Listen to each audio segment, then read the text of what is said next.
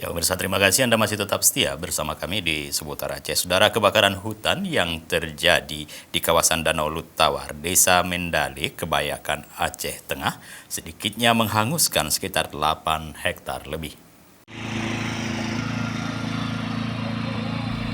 Petugas gabungan yang terdiri dari Badan Penanggulangan Bencana Daerah BPBD, aparat TNI Polri, serta masyarakat setempat melakukan pemadaman api yang membakar hutan di kawasan Desa Mandele, Kebayakan, Aceh Tengah yang terjadi tadi malam. Karena susahnya akses untuk melakukan pemadaman tadi malam, petugas baru bisa memadamkan pada pagi hari dan siang untuk menghindari api menyebar ke titik lainnya. Apalagi lokasi kebakaran berada di kawasan berdekatan dengan Danau Luttawar Takengon yang mudah dihembus angin dari arah danau, serta letak lokasi kebakaran juga di lereng perbukitan.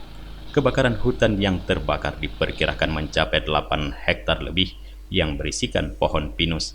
Pihak Polsek Kebayakan sejauh ini menduga penyebab kebakaran hutan ini terjadi akibat dari ulah pengguna jalan yang membuang puntung rokok sembarangan saat melintasi jalan ini, yang dengan mudah membakar rumput ilalang yang kering. Hal ini dijelaskan terkait dengan sumber api di lokasi kejadian yang berawal dari pinggir jalan raya. Akibat kebakaran ini tidak menimbulkan korban jiwa karena lokasi api berada jauh dari pemukiman penduduk. Yes, ya. Dugaan sementara mungkin dari pengendara kendaraan yang membuang puntung rokok sembarangan.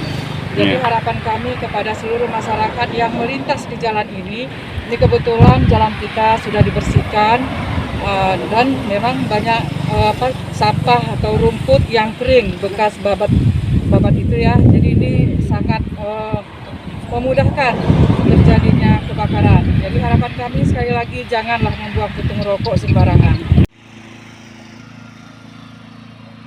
Dari Aceh Tengah, Tim Liputan Aceh TV melaporkan.